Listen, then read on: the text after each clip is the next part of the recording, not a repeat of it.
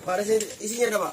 Ini merupakan penangkapan yang dilakukan polisi dari Polsek Tebing Tinggi 4 Lawang pada Kasno 63 tahun di Desa Batu Raja Lama Tebing Tinggi karena menyimpan senjata api rakitan jenis kecepek. Polisi menemukan satu pucuk senjata api rakitan laras panjang jenis kecepek yang disimpan tersangka dalam pondok. Tersangka mengaku pada polisi, senjata api tersebut digunakan untuk mengusir babi hutan yang sering merusak tanaman karet di kebunnya, yang dibelinya Rp300.000 dari seorang setahun lalu. Polisi menerangkan, penangkapan itu dilakukan setelah polisi mendapat laporan.